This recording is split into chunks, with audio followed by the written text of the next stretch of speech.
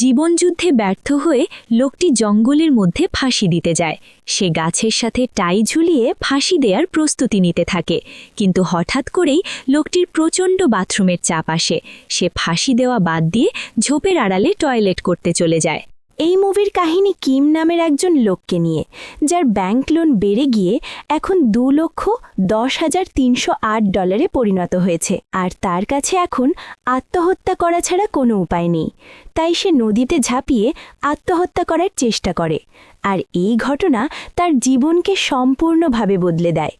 Kim যখন নদীতে লাফ দেয়, তখন নদীর স্রোত তাকে ওই নদীর মধ্যে থাকা ছোট্ট একটি দ্বীপের মধ্যে নিয়ে আসে। কিমের যখন জ্ঞান ফিরে আসে, সে দেখে যে সে নদীর পাড়ে পড়ে আছে, আর যেই ব্রিজ থেকে লাফ দিয়েছিল সেই ব্রিজ থেকে খানিকটা দূরে একটি দ্বীপের মধ্যে আটকা পড়ে আছে। তখন কিম বলে ওঠে, হায় রে আমার পোড়া কপাল, শান্তিমতো মরতেও পারলাম না। কিম তার মোবাইল অন করার চেষ্টা করে, কিন্তু পানিতে ভিজে মোবাইল বন্ধ হয়ে গিয়েছিল। কিম সম্পূর্ণ দ্বীপটি ঘুরে দেখে যে এখান থেকে শহরে যাওয়ার কোনো রাস্তা আছে কিনা, কিন্তু সে কোনো রাস্তা খুঁজে পাচ্ছিল না। চারিদিকে শুধু পানি আর পানি। বাধ্য হয়ে কিমকে এই দ্বীপের মধ্যেই রাত কাটাতে হয়। পরের দিন সকালে একটি জাহাজের আওয়াজে কিমের ঘুম ভেঙে যায়। সে দৌড়ে নদীর পাড়ে যায় আর হাত নাড়িয়ে জাহাজে সিগন্যাল দেওয়ার চেষ্টা করে। জাহাজ থেকে এক লোক কিমকে হাত নাড়াতে দেখতে পায়। লোকটি মনে করে কিম তাকে হাত নাড়িয়ে টাটা দিচ্ছিল, আর সেও কিমকে হাত নাড়িয়ে টাটা দেয়। কিম অনেক জোরে চিৎকার করতে থাকে, কিন্তু ওই লোকটি কোনোভাবেই বুঝতে পারে না যে কিম এখানে আটকে আছে। কিছুক্ষণের মধ্যে জাহাজটি সেখান থেকে চলে যায়। তাই কিম নদীর পাড়ে বালুর উপর ইংরেজিতে হেল্প লিখে রাখে, যাতে কেউ সেটা দেখার পরে তাকে সাহায্য করতে পারে। কিম রোদে শুকিয়ে তার মোবাইল অন করে, কিন্তু মোবাইলের চার্জ একেবারে শেষ পর্যায়ে ছিল। সে তাড়াতাড়ি এমার্জেন্সি সার্ভিসে কল করে, আর তাদেরকে বলে হ্যান নদীর মধ্যে একটি দ্বীপ আছে আর আমি সেখানে আটকে আছি। কিন্তু এমার্জেন্সি সার্ভিসের ওই লোকটি কিমকে বকা দিয়ে লাইন কেটে দেয়, কারণ হ্যান নদী শহরের অনেক কাছে ছিল, যার কারণে সেখানে ফেসে যাওয়ার কোনো সুযোগ ছিল না। কিম তার গার্লফ্রেন্ডকে ফোন দেয়, কিন্তু তার গার্লফ্রেন্ডের সাথে ব্রেকআপ হয়ে যাওয়ার কারণে তার গার্লফ্রেন্ড তার কথায় কোনো গুরুত্ব দেয় না আর ফোন কেটে দেয়, আর এরই মধ্যে তার ফোন অফ হয়ে যায়। কিম সিদ্ধান্ত নেয় সে সাঁতরে নদী পার হবে, কিন্তু সাঁতার না জানার কারণে নদীতে ডুবে যেতে থাকে, কিন্তু ভাগ্যক্রমে কিনারায় চলে আসে আর প্রাণে বেঁচে যায়। কিম হতাশ হয়ে জঙ্গলের মধ্যে আত্মহত্যা করতে যায়। সে গাছের সাথে টাই ঝুলিয়ে আত্মহত্যা করার প্রস্তুতি নিতে থাকে, আর তখনই সিভিল ডিফেন্স ড্রিলের সাইরেনটি বেজে ওঠে। এই সাইরেন বছরে 2 বার 20 মিনিটের জন্য বাজানো হয়। আসলে এমার্জেন্সি পরিস্থিতির প্রস্তুতি হিসেবে সিভিল ডিফেন্স ড্রিলটি করা হয়ে থাকে। এই 20 মিনিট সবাই সবার কাজকর্ম বাদ দিয়ে নিজ নিজ জায়গায় দাঁড়িয়ে থাকতে হয়, এমনকি সকল গাড়ি ঘোড়া রাস্তার যেখানে থাকে সেখানেই দাঁড়িয়ে যায়। সেই কারণে কিমও ফাঁসিতে ঝুলে যাওয়া বাদ দিয়ে সেখানেই দাঁড়িয়ে যায়। অন্যদিকে নদীর পাশে 63 তলা বিল্ডিংয়ের এক রুমে সারা নামের একটি মেয়েকে দেখানো হয়। এই মেয়েটি গত 3 বছরের মধ্যে একবারও তার রুম থেকে বাইরে বের হয়নি। এমনকি তার পরিবারের কেউ গত 3 বছর ধরে তার চেহারা দেখেনি। তার মা প্রতিদিন সকালে অফিসে যাওয়ার আগে তাকে জিজ্ঞেস করে তার কোনো কিছু লাগবে কিনা, আর তার কোনো কিছু লাগলে সে তার মাকে SMS করে জানিয়ে দেয়। তার বাবা মা যখন বাসার বাইরে চলে যায়, তখনই সে ওয়াশরুমে যাওয়ার জন্য বাইরে বের হয়, আর দরকারি জিনিসপত্র তার রুমের ভেতরে নিয়ে যায়। সারার জীবন একটি নির্দিষ্ট রুটিন অনুযায়ী চলে। সে সকাল 9টার সময় তার কম্পিউটারের সামনে বসে তার ওয়েবসাইটে বিভিন্ন ব্লগ পোস্ট করে আর ছবি এডিট করে আপলোড করতে থাকে।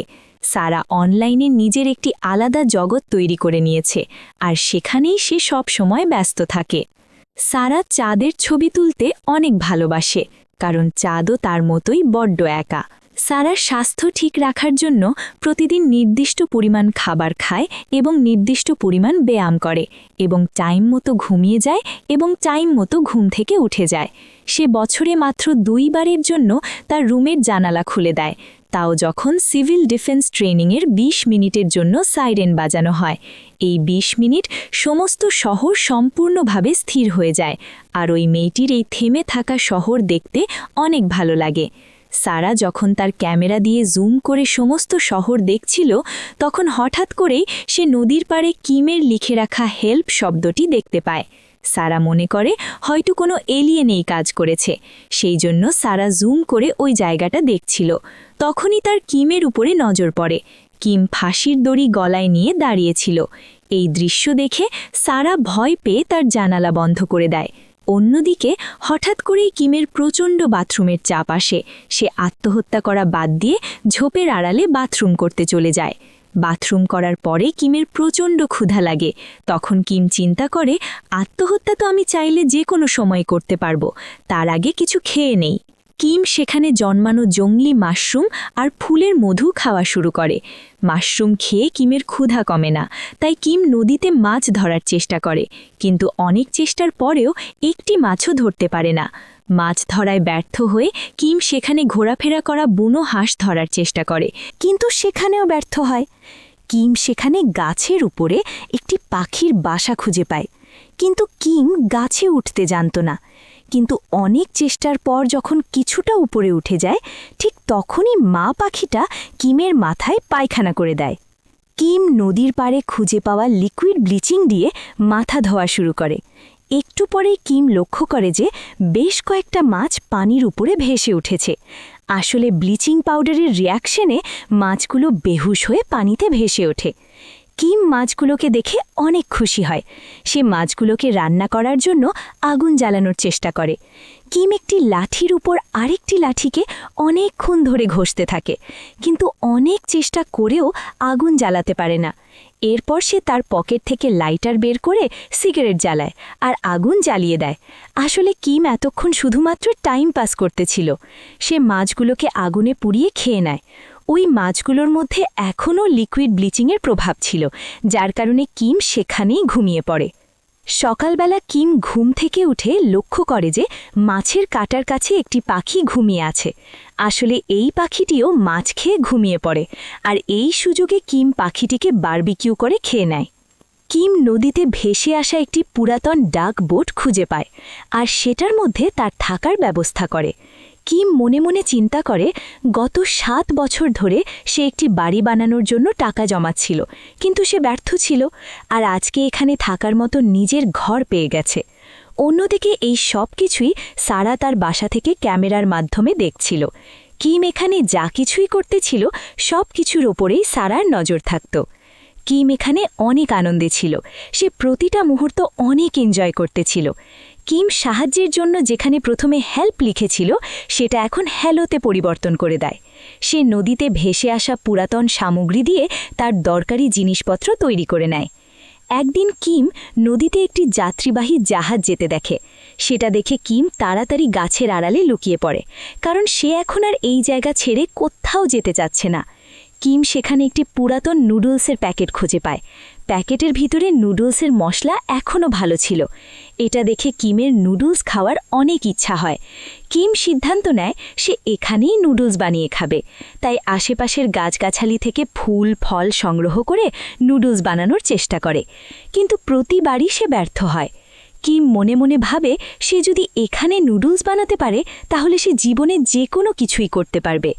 কিমের নুডলস খাওয়ার ইচ্ছা এতটাই প্রবল ছিল যে সে হাঁটা চলা, খাওয়া দাওয়া সব কিছুর ভিতরেই নুডলস দেখতে পায়, কিন্তু সে নুডলস বানানোর কোনো উপায় খুঁজে পাচ্ছিল না।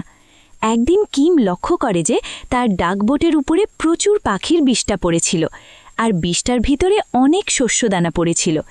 আসলে পাখিরা যে শস্যদানাগুলো খেয়ে থাকে সেগুলো সঠিকভাবে হজম না হওয়ার কারণে তাদের বিষ্ঠার সাথে শস্যদানাগুলো অক্ষত রয়ে যায়। কিম তার ক্রেডিট কার্ড দিয়ে পাখির বিষ্ঠা সংগ্রহ করতে থাকে। এরপর সেখানে একটি ভালো জায়গা দেখে তার শস্যক্ষেত তৈরি করে সেখানে পাখির বিষ্ঠা থেকে পাওয়া বীজগুলো বপন করে দেয়, আর পাখিদের হাত থেকে তার ফসল রক্ষা করার জন্য স্যুট টাই প্যান্ট দিয়ে একটি কাকতাড়ুয়া তৈরি করে নেয়।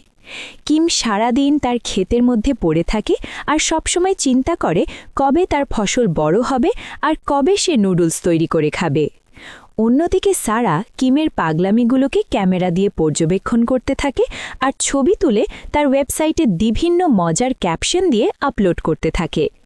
যেমন লোকটি একেবারে লজ্জাবতীলতার মতো, কাউকে আসতে দেখলেই লুকিয়ে পড়ে, আর তার আচরণ অনেক বিদঘুটে। সে নিজের শরীরের ঘাম চেটে খায়, আর সবচেয়ে গুরুত্বপূর্ণ বিষয় হলো সে যে কোনো মূল্যে নুডলস খেতে চায়। আমি জানি না আমি তাকে কিভাবে সাহায্য করব। আমার কি এখন নাসার সাহায্য নেওয়া উচিত, নাকি আমি নিজেই কিছু করব? রাত্রিবেলা সারা হেলমেট মাথায় দিয়ে বাইরে বের হয়, কারণ গত ৩ বছর ধরে সে ঘরের বাইরে বের হয়নি, আর সে কাউকেই তার চেহারা দেখাতে চায় না।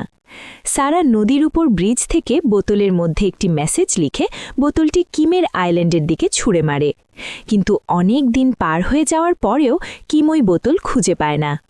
কিম এই জায়গায় এসেছে প্রায় ৩ মাস হয়ে গেছে, আর সে এখন এখানে বেঁচে থাকাও শিখে গেছে। সে এখন গাছে চড়তে পারে, এমনকি নদী থেকে মাছও ধরতে পারে, যার কারণে তাকে আর খাওয়া দাওয়া নিয়ে টেনশন করতে হয় না, আর তার শস্য খেতেও পর্যাপ্ত সময় দিতে পারে। ইতিমধ্যেই তার রোপণ করা বীজ থেকে অনেকগুলো গাছ জন্মে গেছে। একদিন কিম সারার পাঠানো মেসেজটি খুঁজে পায়। সেখানে লেখা ছিল হ্যালো, আর এটা দেখেই কিম বুঝে যায় যে অনেক দূরের ওই বিল্ডিংগুলো থেকে কেউ একজন তাকে দেখছিল। কিম এতদিন শুধুমাত্র আন্ডারওয়্যার পরেছিল, কিন্তু এখন তার লজ্জা লাগা শুরু করে, আর সে কাকতারুয়ার প্যান্ট খুলে নিজে পরে নেয়। কিম বালুর মধ্যে আপনি কেমন আছেন লিখে সারার মেসেজের উত্তর দেয়। কিমের উত্তর পেয়ে সারা অনেক খুশি হয়, কারণ ৩ মাস ১৭ দিন অপেক্ষার পরে সে কিমের রিপ্লাই পায়, আর এই রিপ্লাইয়ের মাধ্যমে সারার সাদা কালো জীবনে রঙের ছোঁয়া লেগে যায়। ওই দিন রাতে সারা আবারও বোতলে ভরে কিমকে চিঠি লেখে। কিম চিঠি খুলে দেখে সেখানে লেখা, আমি ভালো আছি, আপনি কেমন আছেন? আর সারার চিঠির উত্তর হিসেবে কিম বালুর মধ্যে লেখে, আমি ভালো আছি, আপনাকে ধন্যবাদ। পরের দিন সারা একজন ডেলিভারি বয়কে অনেক টাকা দিয়ে কিমের কাছে অনেক আইটেমের নুডলস নিয়ে পাঠায়, কিন্তু কিম নুডলসের লোভ উপেক্ষা করেই সারার পাঠানো নুডলস ফেরত পাঠিয়ে দেয়। ডেলিভারি ম্যান সারাকে জিজ্ঞেস করে, কিম তোমাকে কি বলেছিল? ডেলিভারি ম্যান সারাকে বলে, কিম বলেছিল যে এই নুডলস তার কাছে একটি আশার প্রতীক। সে চাইলেই নুডলস খেতে পারে, কিন্তু এই মানবহীন দ্বীপে সে যদি নুডলস বানাতে সফল হয় তাহলে সে সব কাজেই সফল হতে পারবে। এটা তার কাছে একটি চ্যালেঞ্জ। অন্যদিকে কিমের লাগানো গাছগুলো অনেক বড় হয়ে যায়, আর একদিন কিম লক্ষ্য করে যে তার লাগানো গাছগুলোর মধ্যে একটি ভুট্টা গাছ ছিল, আর সেটাই একটি ভুট্টার ফল বের হয়েছে। এটা দেখে কিম খুশিতে আত্মহারা হয়ে যায়। তার কাছে মনে হতে লাগলো সে জীবনে কিছু একটা করতে পেরেছে। যদিও অন্য কারোর জন্য এটা খুবই সাধারণ বিষয়, কিন্তু এটা তার কাছে তার জীবনের সবচেয়ে বড় সাফল্য। কিমের কারণে সারা জীবনেও পরিবর্তন আসা শুরু হয়। ৩ বছর পরে সারা প্রথমবার তার মায়ের সাথে কথা বলে। সে তার মাকে বলে, আপনি আমাকে কিছু টব আর ভুট্টার বীজ এনে দিবেন, আমি ভুট্টা চাষ করব। সারাকে ৩ বছর পরে কথা বলতে দেখে তার মা তার দিকে এক পলকে তাকিয়ে থাকে।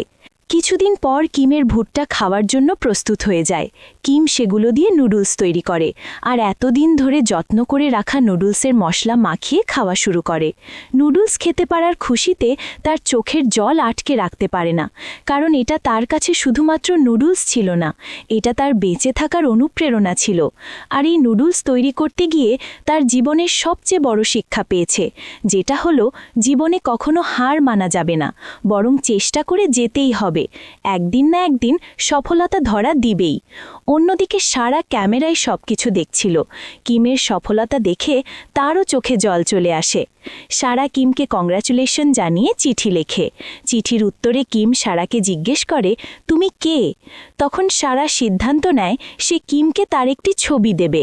তাই সে অনেক বাছাই করে একটি ছবি প্রিন্ট করে বোতলে ভরে, কিন্তু বোতলটি কিমের আইল্যান্ডে ছুঁড়ে মারার আগের মুহূর্তেই তার সিদ্ধান্ত পরিবর্তন করে ফেলে। পরের দিন কিম অনেক খোঁজাখুঁজি করেও সারার উত্তর খুঁজে না পেয়ে অনেক হতাশ হয়ে যায়, আর সারার উদ্দেশ্যে আবারও প্রশ্ন ছুড়ে দেয়, তুমি কেন আমার প্রশ্নের উত্তর দিলে না? কিন্তু সারা কিমের কোনো প্রশ্নেরই উত্তর দেয় না, কারণ সারা এতদিন কিমের ছবিগুলো তার ওয়েবসাইটে আপলোড করত, আর কিমের কোনো এক বন্ধু তার ছবি দেখে ফেলে, আর সারাকে মিথ্যাবাদী, প্রতারক বলে গালিগালাজ করে। আর তার দেখাদেখি আরও অনেকেই সারাকে বিভিন্ন বাজে মন্তব্য করে। এগুলো দেখে সারার চোখে জল চলে আসে, কারণ এই ওয়েবসাইটটিতে লোকজন তাকে অনেক ভালোবাসত, আর এখন তারা তাকে ঘৃণা করে। সারার তিল তিল করে গড়ে তোলা ওয়েবসাইটটি এখন ধ্বংসের পথে। এগুলো দেখে সারা অনেক ডিপ্রেশনে পড়ে যায়। অনেক দিন পার হয়ে যায়, সারা কিমের কোনো মেসেজের উত্তর দেয় না। একদিন সমস্ত শহর জুড়ে ভারী বর্ষণ শুরু হয়, আর আবহাওয়া খারাপ হয়ে ধীরে ধীরে বন্যায় পরিণত হয়। এই বন্যায় কিমের সকল ফসল নষ্ট হয়ে যায়, এমনকি তার থাকার জায়গার ডাকবোর্ডটিও বন্যার পানিতে ভেসে যায়। পরের দিন সারা ক্যামেরায় দেখে যে কিমের সব কিছু ধ্বংস হয়ে গেছে, আর সে উদাস হয়ে বসে আছে। কিম সারাকে গালি দিয়ে একটি মেসেজ লেখে। তখন হঠাৎ করেই কিম লক্ষ্য করে এই জায়গাটি পরিষ্কার করার জন্য সরকারিভাবে দুজন লোক এসেছে। তাদের দেখে কিম দৌড়ানো শুরু করে, কারণ সে এই দ্বীপ ছেড়ে কোথাও যেতে চায় না। কিন্তু কিছু দূর দৌড়ানোর পরেই কিম তাদের বাকি লোকজনের কাছে ধরা পড়ে যায়। তারা কিমকে জিজ্ঞেস করে, তুমি এখানে কি করতেছ? এখানে কোনো মানুষের থাকার অনুমতি নেই। কিম এই দ্বীপে থাকতে দেওয়ার জন্য তাদের কাছে অনেক অনুরোধ করে, কিন্তু তারা কিমের কোনো কথাই শোনে না, আর তাকে তার জামা কাপড় পরিয়ে এখান থেকে শহরে নিয়ে যায়। বোটে করে চলে যাওয়ার সময় কিম অনেক করুণভাবে সারার বিল্ডিংয়ের দিকে তাকিয়ে থাকে, কারণ এখান থেকে চলে গেলে সে আর কখনো সারার সাথে যোগাযোগ করতে পারবে না। অন্যদিকে সারা এই দৃশ্য দেখে অস্থির হয়ে যায়। সে বুঝতে পারে না তার এখন কি করা উচিত। সারা গত কয়েক বছর ধরে তার ঘরের বাইরে বের হয়নি, আর আজকে যদি সে বাইরে বের না হয় তাহলে সে সারা জীবনের জন্য কিমকে হারিয়ে ফেলবে। সারা ঘরের বাইরে বের হয়ে কিমকে যেখানে নামিয়ে দেওয়া হয় সেদিকে পাগলের মতো দৌড়াতে থাকে। কিম অনেকক্ষণ বাস স্টপে অপেক্ষা করে একটি বাসে চড়ে যায়, কিন্তু বাস পর্যন্ত পৌঁছানোর আগেই বাসটি ছেড়ে দেয়। সারা অনেকক্ষণ বাসের পিছনে দৌড়াতে থাকে, কিন্তু বাসটিকে ধরতে পারে না, আর বাসটি অনেক দূরে চলে যায়। আর এর মধ্য দিয়েই সারা আর কিম দুজন দুজনের থেকে আলাদা হয়ে যায়। চোখে জল আর মনে কষ্ট নিয়ে সারা বাসার দিকেই ফিরে যাচ্ছিল, কিন্তু তখনই সিভিল ডিফেন্স ড্রিলের অ্যালার্মটি বেজে ওঠে, যার কারণে সম্পূর্ণ শহরটি ২০ মিনিটের জন্য থেমে যায়। আর সারাও বুঝে যায় যে ওই বাসটি নিশ্চয়ই এখন থেমে গেছে। তাই সারা পাগলের মতো দৌড়াতে দৌড়াতে বাস পর্যন্ত যায়। সারা বাসের মধ্যে কিমের কাছে গিয়ে কিমকে বলে, আমার নাম সারা, আর তোমার নাম কি? সারাকে দেখে কিম সারার দিকে অপলক দৃষ্টিতে তাকিয়ে থাকে। তার মুখ দিয়ে কোনো কথাই বের হয় না। ততক্ষণে সিভিল ডিফেন্সের ২০ মিনিট শেষ হয়ে যায়, আর বাস চলা শুরু করে। হঠাৎ করে বাস চলার কারণে সারা নিচে পড়ে যেতে থাকলে তখনই কিম সারাকে ধরে ফেলে, আর দুজনে দুজনের দিকে তাকিয়ে হেসে দেয়। এখানেই এই মুভিটি শেষ হয়, কিন্তু এই মুভিটি আমাদেরকে জীবনের এক চরম বাস্তবতার শিক্ষা দিয়ে যায় যে আত্মহত্যা কোনো কিছুরই সমাধান না। মানুষ তার চেষ্টা দিয়ে সব কিছুই জয় করতে পারে।